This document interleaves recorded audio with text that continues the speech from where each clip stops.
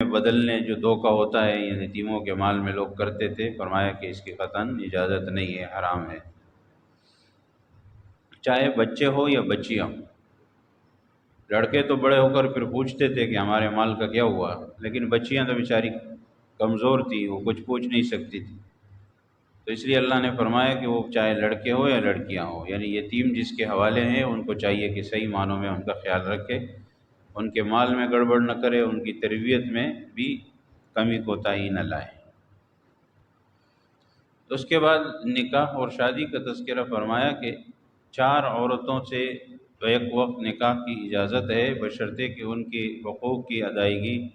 انصاف کے ساتھ کر سکے۔ اگر نہیں کر سکتا تو پھر ایک ہی کافی ہے، اسی پر گزارا کرنا ہوگا۔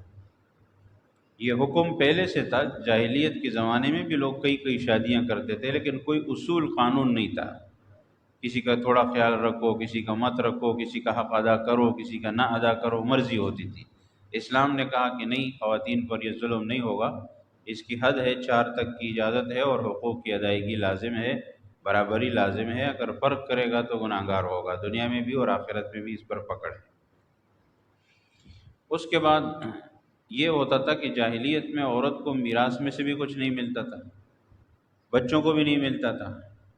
اس پر اسلام نے کہا کہ قرآن کریم کے حکم اس صورت میں آیا کہ خواتین کو بھی میراث میں باقاعدہ حصہ دیا جائے گا۔ اس صورت میں ابتدا میں میراث کے احکام کو تفصیل سے ذکر کیا گیا ہے، اور اس میں خواتین کا حصہ باقاعدہ ذکر کیا گیا ہے کہ مردوں کے مقابلے میں اگرچہ ہوتا تو کم ہے، لیکن حصہ ضرور ہوتا ہے، ایسا بالکل نہیں ہے کہ خواتین کا حصہ نہ دیا جائے۔ اور بچوں کا بھی وہ یہ کرتے تھے۔ اسلام میں یہ حکم آیا کہ بچے اگر موجود ہیں، ایک شخص کا انتقال ہو گیا، اس کے میراث میں میراث ورثاء میں جن کو میراث مل رہی ہے بچے بھی ہیں، تو فرمایا کہ بچوں سے پوچھے بغیر آپ اس میں کوئی رد و بدل نہیں کر سکتے، میراث کے مال میں خرچ نہیں کر سکتے، اور ظاہر ہے کہ بچوں سے پوچھنا تو کسی کام کا نہیں ہے جب تک وہ بڑے نہ ہو جائیں، تو اس لیے جس شخص کے ورثاء میں بچے موجود ہوں اس کے مال میں ذرہ برابر کوئی تبدیلی، اگرچہ باقی وارث راضی ہو جائے، اگر ایک بھی بچہ موجود ہے یا بچی موجود ہے نابالغ، تو اس کے میراث کے مال میں کوئی رد و بدل نہیں کیا جا سکتا جب تک وہ بچہ بڑا نہ ہو جائے اور جب تک وہ اپنی مرضی سے اجازت نہ دے۔ اتنے احکام اسلام نے دے دی۔ اس کے بعد عورتوں کے متعلق یہ بھی ذکر فرما دیا کہ کس سے نکاح جائز ہے اور کس سے ناجائز ہے۔ تو اس میں تفصیل آ گئی کہ کچھ نکاح ایسے رشتے ہوتے ہیں جو خون کی رشتے کی وجہ سے حرام ہے، جیسے بہن ہے، بیٹی ہے، ماں ہے، تو یہ جتنے بھی ہے یہ سب کے سب اس لیے حرام ہے، بھتیجی ہے، بھانجی ہے، یہ رشتہ جو ہے خون کا رشتہ ہوتا ہے۔ پھر یہی رشتے جو ہے اگر رضاعت کے ہوں، دودھ کے ہوں، تو بھی حرام ہے۔ دودھ والی بہن ہے، دودھ والی جس کی ماں کا جس کا دودھ پیا ہے، جو بھی عورت ہو وہ ہے، اسی طرح بیٹی، اور اسی طرح بھتیجی، بھانجی اگر دودھ کے رشتے میں ہو تب بھی حرام ہے۔ اور اسی طرح اس کا بھی تذکرہ کر دیا کہ اگر سسرالی رشتہ ہے، جیسے کسی عورت سے نکاح کر دیا تو اس کی ماں یعنی ساس حرام ہو گئی، اور کسی عورت سے شادی کی، اب اس کی بیٹی بھی اس پر حرام ہو گئی، اگر بیٹی پہلے سے ہے تو وہ اس کی بیٹی بن گئی، تو یہ ہوتا ہے سسرالی رشتہ۔ بیٹے کا نکاح جس عورت سے ہو گیا جو بہو بن گئی آپ کی، وہ بھی ہمیشہ ہمیشہ کے لیے حرام ہے کیونکہ وہ بہو بن گئی ہے۔ تو سسر اور بہو کا رشتہ آ گیا، ساس اور داماد کا رشتہ آ گیا، یہ سب رشتے جو ہے قرآن کریم کی ایک آیت میں اللہ نے سب کو ذکر کر دیا۔ تو اور 2 بہنوں کو، یا اس کے علاوہ اور تفصیل آتی ہے کہ اس طرح کی آپس کی محرم عورتوں کو ایک شخص کے نکاح میں جمع کرنا، بیک وقت ایک شخص کے نکاح میں 2 بہنیں ہوں تو یہ جائز نہیں ہے، یا اس طرح اور بھی اس کی اقسام ہے جس کا ذکر جو ہے وہ قرآن کریم میں تو مختصراً ہے، پھر احادیث میں وہ ذکر آیا ہے۔ پھر فرمایا کہ اس کے علاوہ باقی جتنی بھی عورتیں ہیں، اگر مہر ادا کیا جائے اور نکاح اور شادی مقصد ہو، اور صرف شہوت پورا کرنا، خواہش پورا کرنا مقصد نہ ہو کہ ایک دن نکاح میں لو اگلے دن چھوڑو، ایک دن لو اگلے دن چھوڑو، ایسا نہیں، زندگی ساتھ گزارنا مقصد ہے، تو جو حلال عورتیں ہیں اس میں سے فرمایا کہ آپ نکاح کر سکتے ہیں، کوئی حرج کی بات نہیں ہے۔ اس کے بعد گھر کے نظام کو درست کرنے کے لیے پھر قرآن کریم کی سورۃ النساء میں اور تفصیل کا ذکر کیا گیا۔ فرمایا ایک تو یہ کہ گھر کے اندر جو قوام ہے یعنی حاکم ہے گھر میں وہ شوہر ہے، اصل بات اسی کی مانی جائے گی، فیصلے کا اختیار اس کو حاصل ہوگا، باقی خواتین ہیں وہ گھر کے اندر کا نظام ان کے ہاتھ میں ہوتا ہے، اور وہ مشورہ بھی دیں، ان سے مشورہ بھی لینا چاہیے، جو بات ان کی اچھی ہو اسی کے مطابق عمل بھی کرنا چاہیے۔ لیکن یہ ہے کہ آپس میں اختلاف انتشار نہ ہو اور اتفاق رائے سے کر کے فیصلے ہوں، اور آپس میں جو ہے ان کا تعلق جو ہے وہ برابری کی سطح پر اس طرح ہو کہ عورت کی بات کو بھی اہمیت دی جائے، بالکل بھی اہمیت بھی نہ ہو، اور ایسا بھی نہ ہو کہ عورتوں کو باقاعدہ حکمران بنا کر ان کی باتوں کے ماتحت انسان ہو جائے۔ مرد تو مرد کی عقل کامل ہے، اس کی عقل ناقص ہے، تو وہ اپنے ناقص عقل کے مطابق فیصلے کرے گی، تو پھر ظاہر ہے گھر کے اندر کا بھی یہی معاملہ ہے، باہر کا بھی ہے، تو پھر یہ ہوگا کہ مردوں کے لیے اس سے مشکلات ہو سکتی ہیں، لہذا فائنل اختیار جو ہے وہ مرد کا ہوگا، اسی کے مطابق چلنا چاہیے۔ اس کے بعد یہ بھی ہے، فرمایا کہ اگر اختلاف آ جائے میاں بیوی کا، وہ بیوی نافرمانی پہ اتر آئے تو کیا ہوگا؟ تو ایک یہ ہے، فرمایا کہ اسے سمجھایا جائے اور نصیحت کی جائے، وعظ و نصیحت کے ذریعے سے اس کو سمجھا کر اس کو یہ بات سمجھائی جائے کہ بھئی آپ کا یہ گھر ہے ہمارا، اور اس میں اگر ہم آپس میں ایک دوسرے کا خیال نہیں رکھیں گے تو گھر کیسے چلے گا؟ تو وعظ و نصیحت اور سرکشی اور نافرمانی کے نتائج بتائے جائیں، وعظ و نصیحت کی جائے۔ اگر اس سے اس پر اثر نہ ہو تو بستر الگ کیا جائے۔ بستر الگ کرنے کا مقصد یہ کچھ دنوں کے لیے ناراضگی کا اظہار کیا جائے، اس سے ذرا الگ رہا جائے گھر کے اندر۔ اگر اس سے بھی وہ نہ سمجھے تو پھر فرمایا کہ اس سے بھی زیادہ نافرمانی اس نے اختیار کر لی تو پھر حد کے اندر اس کی اس کی تنبیہ کے لیے گویا کہ تادیبی کارروائی بھی ہو سکتی ہے۔ تادیبی کارروائی سے مراد ایسا مارنا پیٹنا نہیں ہے کہ ہڈیاں ٹوٹ جائیں، خون آ جائے اور زخمی ہو جائے، بلکہ تادیبی کارروائی کا مقصد وہی ہے کہ اس طرح کی تنبیہ کی جائے کہ جس سے وہ جو ہے اپنے اس عمل سے باز آ جائے اور گھر میں صحیح طریقے سے رہنے لگے، نافرمانی چھوڑ دے۔ اب ظاہر ہے کہ قرآن کریم کے مخاطب تو ہر قسم کے لوگ ہیں، شہری بھی ہیں، دیہاتی بھی ہیں، ہر قسم کے لوگ ہوتے ہیں، تو اسلام نے اب ہر عورت کے لیے یا ہر کسی کے لیے ایک طرح کے احکام نہیں دیے، وہ پھر دیکھا جاتا ہے کہ کس طرح کی نافرمانی وہ کر رہی ہے اور کس ترتیب کے مطابق اس کے ساتھ چلنا ہوگا۔ اگر ان تمام باتوں سے بھی پھر نہیں ہوتا تو پھر آخر میں اسلام نے یہ اختیار دیا ہے کہ پھر ظاہر ہے کہ آپس میں مل بیٹھ کر جرگے کی صورت بنائی جائے، خاندان میں دونوں طرف سے منصفین بیٹھے جائیں۔ یہ معاملہ سب سے پہلے خاندان والے ہی حل کر سکتے ہیں، کیونکہ خاندان والوں کو پتہ ہوتا ہے کہ کس میں غلطی ہے۔ ہمارے ہاں یہ ہوتا ہے کہ میاں بیوی کی چھوٹی سی بات ہو فوراً گھر سے باہر نکل آتی ہے، اور پھر گھر سے باہر نکل آنے کے بعد علاقے کی جرگوں سے ہوتے ہوتے کورٹ پہنچ جاتی ہے۔ تو یہ غلطی یہاں پر ہوتی ہے کہ گھر کے اندر کا معاملہ گھر کے اندر کے لوگ رشتہ دار سنبھالیں، وہ کر لیں فیصلہ تو زیادہ بہتر ہے۔ اگر ان تمام باتوں سے نہیں ہوتا اور کوئی سبیل نہیں ہے تو پھر آخری لفظ جو ہے وہ طلاق کا ہے، جو اللہ کے ہاں ناپسندیدہ ہے، لیکن یہ ہے کہ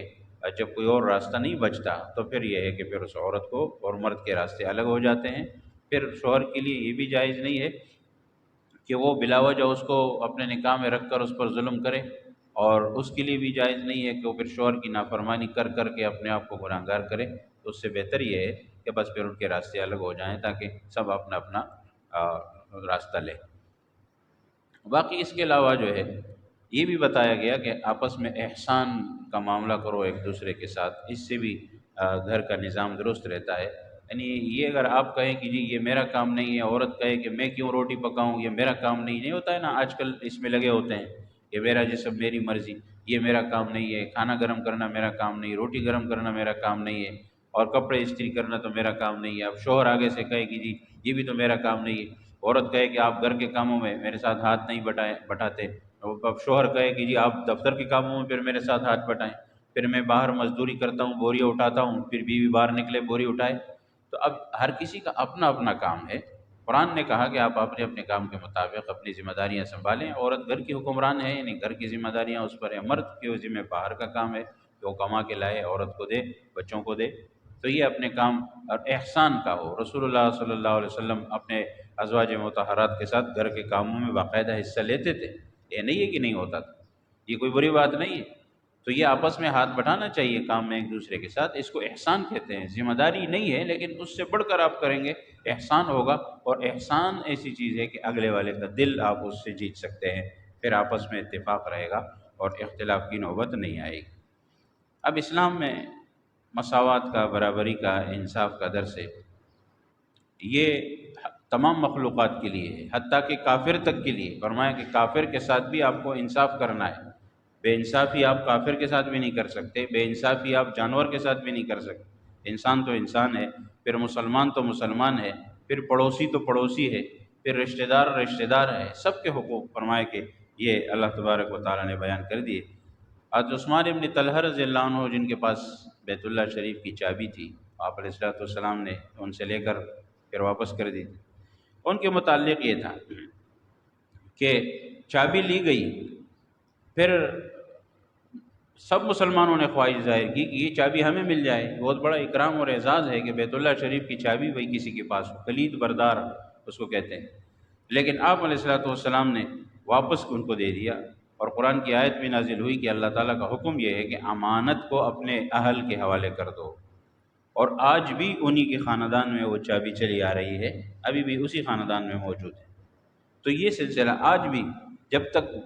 بڑے سے بڑا بادشاہ کیوں نہ ہو، حکمران کیوں نہ ہو، جب تک وہ صحابی کے خاندان کے لوگ جن کے پاس چابی ہوتی ہے، جب تک وہ خود چابی لا کر نہ کھولے تب تک وہاں کوئی نہیں جا سکتا۔ یہ رسول اللہ صلی اللہ علیہ وسلم نے ان کے حوالے کیا تھا۔ تو یہ ان کی جو وہ ہوتا ہے، امانت ہوتی ہے، وہ امانت کے حوالے۔ یہی واقعہ جو ہے ان کے ایمان لانے کا سبب بھی بنا تھا حضرت عثمان ابن طلحہ کا، کہ انہوں نے دیکھا کہ یہ اللہ کے رسول ہے، ان کے پاس طاقت ہے، اختیار ہے، مکے کو فتح کر لیا، اب یہ چاہیں تو مجھ سے چابی چھین سکتے ہیں، لیکن انہوں نے مجھے واپس کر دی۔ تو یہ اس سے ثابت یہ ہوتا ہے کہ یہ واقعی اللہ کے پیغمبر ہیں، چنانچہ وہ ایمان لے آئے۔ اسی طرح ایک رکوع میں آگے ایک واقعہ آتا ہے جہاں مسلمان یعنی منافق تھا، وہ مسلمان نہیں تھا، منافق تھا، منافق اور یہودی کا واقعہ ہے۔ آپ علیہ الصلوۃ والسلام کی خدمت میں وہ واقعہ پیش ہوا، اور آپ نے یہودی کے حق میں فیصلہ کیا کہ یہودی حق پر ہے، اور پھر اس نے ابوبکر صدیق رضی اللہ عنہ کے پاس وہ گئے، حضرت عمر رضی اللہ عنہ کے پاس گئے، حضرت عمر رضی اللہ تعالیٰ عنہ کو یہ بھی بتایا کہ رسول اللہ صلی اللہ علیہ وسلم نے فیصلہ کیا ہے، تو انہوں نے کہا اچھا، اللہ کے پیغمبر نے فیصلہ کیا ہے اور تم لوگ پھر میرے پاس آتے ہو۔ حضرت عمر رضی اللہ عنہ گھر میں گئے، تلوار لے کے آئے، ان کی گردن اڑائی وہ منافق کی، کہا کہ تم کس طرح کے مسلمان ہو؟ مسلمان یہ ہوتا ہے جب اللہ کے رسول نے فیصلہ کر لیا ہے تو میرے پاس پھر کیوں آ رہے ہو؟ میں کون ہوتا ہوں فیصلہ کرنے والا؟ تو اس پر بہت ہنگامہ ہوا تھا، انہوں نے بہت شور مچایا کہ آپ نے مسلمان کو قتل کر دیا۔ تو قرآن کریم کی آیت نازل ہوئی، اور اس میں جو ہے اللہ تبارک و تعالیٰ نے فرمایا کہ جو اللہ اور اللہ کے رسول کے فیصلے پر راضی نہیں ہے وہ کیسے مسلمان ہے؟ وہ ہے ہی نہیں مسلمان۔ تو اس طرح کا کوئی مسلمان نہیں ہوتا۔ مسلمان کا مقصد تو یہ ہے کہ وہ اللہ اور اللہ کے رسول کے فیصلے پر آمین کہے، لبیک کہے، اور پھر چون چرا اس میں نہ کرے۔ تو اس واقعے کا بھی یہاں پہ تذکرہ ہے۔ پھر مسلمانوں کو جہاد اور قتال کی تیاری کا حکم بھی اس میں دیا گیا ہے کہ اللہ کے لیے اپنی نیت خالص رکھے، اور اللہ کی رضا اور دین کی سربلندی کے لیے جہاں لڑنا ہو، لڑنے کی جگہ آئے وہاں لڑے، اور ترغیب بھی دی گئی۔ اور پھر فرمایا کہ ظلم و ستم تمہارے اوپر ہو رہا ہے، تمہاری حالات یہ ہے، جب مسلمان اس حالت میں آ جائے تو اور اس کے بعد بھی وہ اپنے دفاع کے لیے اور دشمن کے ساتھ مقابلہ نہ کرے اور ایسے ہی پڑا رہے، تو پھر اس سے زیادہ کمزوری کی بات اور کیا ہوگی۔ اس کے بعد موت کا خوف بھی لوگوں کے دلوں سے نکالا گیا ہے۔ فرمایا لوگ ڈرتے ہیں کہ لڑیں گے تو موت آ جائے گی، فرمایا موت تو آپ کو بند قلعوں کے اندر بھی آ سکتی ہے۔ موت کیا ہے؟ موت کو تو آنا ہے، موت تو بستر پر بھی آئے گی، موت تو آپ سخت سے سخت، مضبوط سے مضبوط قلعوں میں اپنے آپ کو بند کر لو، پھر بھی موت آئے گی۔ لہٰذا اگر اللہ کے راستے میں آ جائے تو اس سے بہتر بات اور کیا ہو سکتی ہے۔ اس کے بعد یہ بھی فرمایا کہ مسلمان کو منافقین جو ہے وہ تدبیریں کرتے ہیں، سازشیں کرتے ہیں مسلمانوں کے خلاف۔ تو یہ بظاہر تو مسلمان ہے، لیکن اصل میں فرمایا کہ منافقین جو ہے یہ مسلمان نہیں ہیں، انہوں نے مسلمانوں کو بہت نقصان پہنچایا اس وقت بھی اور آج تک بھی۔ جتنے بھی منافقین ہوتے ہیں ان کا کام یہی ہوتا ہے، کیونکہ منافق جو ہوتا ہے وہ آستین کا سانپ ہوتا ہے، اور اس سے بچنا بھی مشکل ہوتا ہے، کیونکہ وہ تو گھر کا آدمی ہوتا ہے۔ اب باہر کا اب کافر ہے تو کافر ہے، غیر مسلم ہے، دشمن ہے، لیکن ایک شخص دوست کے جامع میں ہے، آپ کے ساتھ اٹھتا بیٹھتا ہے، اور وہ پھر سازشیں کر رہا ہے تو کیا پتہ لگتا ہے، نقصان دے سکتا ہے۔ تو اس لیے فرمایا کہ ان لوگوں کے بارے میں مسلمانوں کو تردد تھا کہ ان کا کیا کریں، یہ مسلمان بظاہر ہیں اور ادھر سے منافقین ہیں، کفار کے ساتھ ملے ہوئے ہیں۔ تو سورۃ النساء میں پھر اس کے متعلق بھی اللہ تبارک و تعالیٰ نے ان کے خفیہ منصوبہ بندیوں، شرارتوں، فسادوں کے بارے میں تذکرہ فرما دیا، اور پھر یہ فیصلہ سنایا اللہ نے کہ ان کا اسلام کے ساتھ کوئی تعلق نہیں ہے، یہ منافقین ہے اور یہ جہنم کے سب سے نچلے طبقے والے لوگ ہیں۔ اور باقی جو ہے فرمایا کہ منافقوں کے بارے میں تمہیں شک شبہ کیوں ہے، اللہ فرماتے ہیں ان کے بارے میں دو رائے نہیں ہونی چاہیے۔ منافق منافق ہوتا ہے اور وہ سزا کا مستحق ہوتا ہے، جو اس کی حرکتیں اسی حرکتوں کے حساب سے پھر اس کے ساتھ معاملات رکھنے ہیں، اس سے اپنے آپ کو دور رکھنا ہے، بچا کے رکھنا ہے۔ اور پھر یہ فرمایا کہ منافق یہ چاہتے ہیں کہ وہ خود تو کافر ہیں اور تمہیں بھی کافر بنا دیں، تو اس لیے ان کی باتوں سے فرمایا کہ اپنے آپ کو دور رہو اور ان کو اپنا دوست مت بناؤ،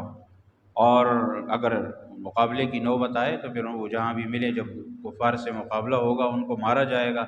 قتل و قتال ان کے ساتھ ہوگی، تو وہی مقابلہ پھر ان کے ساتھ بھی ہوگا، اور ان کو فرمایا کہ کبھی بھی رازدار مت بناؤ۔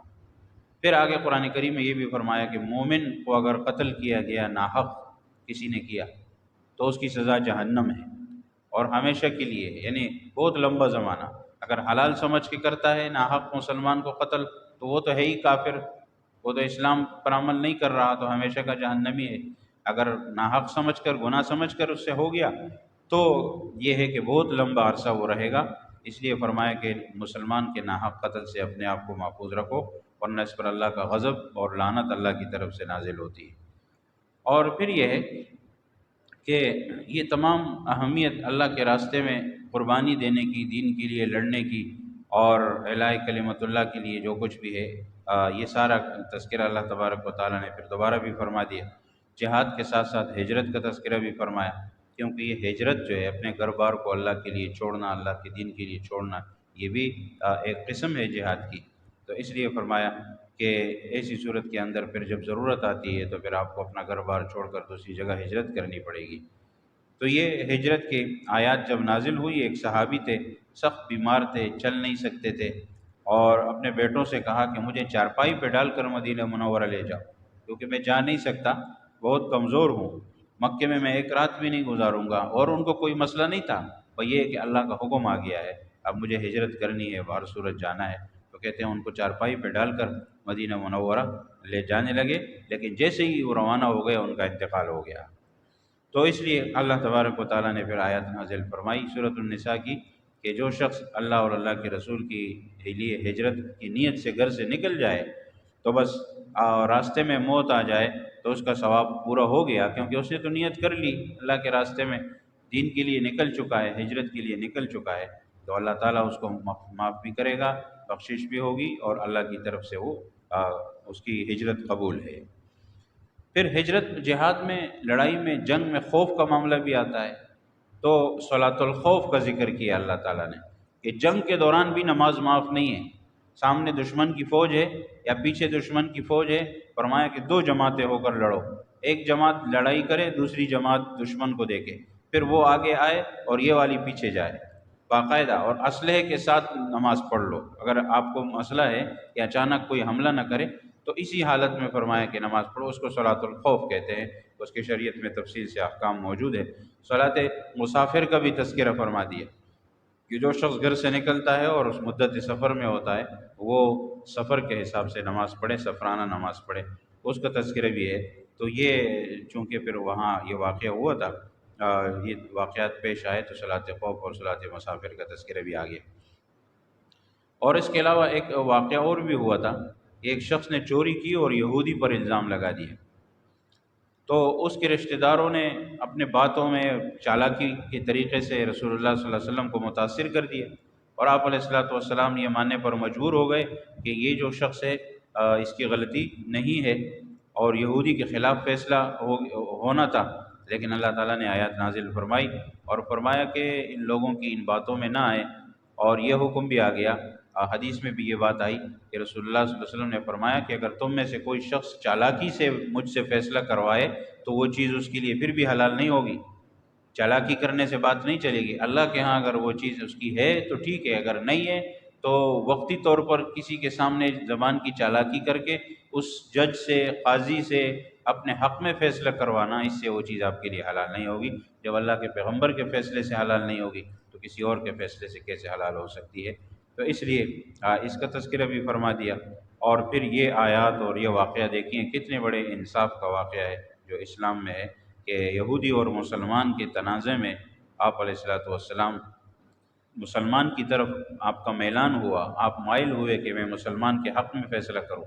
بظاہر ایسا لگ رہا تھا، لیکن اللہ تعالیٰ نے فوراً اس پر تنبیہ فرمائی کہ نہیں، آپ اگر اس طرح مسلمان ہونے کی وجہ سے یا ان کی باتوں میں آ کر فیصلہ کریں گے تو انصاف کے خلاف ہوگا۔ انصاف اس وقت یہ ہے کہ مسلمان غلطی پر ہے اور یہودی صحیح ہے، لہذا اس کے حق میں فیصلہ ہونا چاہیے۔ اس کو کہتے ہیں اسلام، اس کو کہتے ہیں ایمان، کہ اتنا انصاف ہے کہ وہ مذہب نہیں دیکھتا کہ کون یہودی ہے۔ یہودی سخت مسلمانوں کے خلاف، لیکن اس کے باوجود بھی جب حق آئے تو فرمایا کہ ان کے حق میں فیصلہ کرو۔ یہاں پر ہم یہ تعصب نہیں کریں گے کہ وہ یہودی ہے، وہ مسلمان، جو بھی ہو، جو حق پر ہے اسی کے لیے فیصلہ کیا جائے۔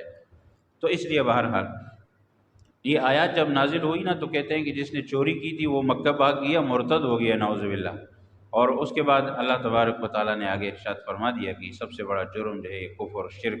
یہ جس کا کفر شرک کی حالت میں انتقال ہو جائے کبھی بھی اللہ تعالیٰ اس کو معاف نہیں فرمائیں گے۔ پھر اللہ تعالیٰ نے آگے متعدد آیات میں انسان کی سرکشی کا بھی بتا دیا کہ انسان شیطان کی اطاعت کرنے لگ جاتا ہے اور اللہ کی اطاعت چھوڑ دیتا ہے تو یہ بڑی خطرناک بات ہے، اور شیطان کے پیچھے جائے گا تو بہت دور شیطان اس کو لے کے جائے گا۔ ابراہیم علیہ السلام کا تذکرہ بھی کیا گیا، اور اس کے بعد جو ہے خواتین کا تذکرہ پھر آیا اس میں کہ خواتین پر ظلم کرنا، ان کے حقوق کو سلب کرنا، چھیننا، ادا نہ کرنا، یہ بہت غلط بات ہے، لہذا اس سے اپنے آپ کو محفوظ رکھو۔ اور پھر فرمایا کہ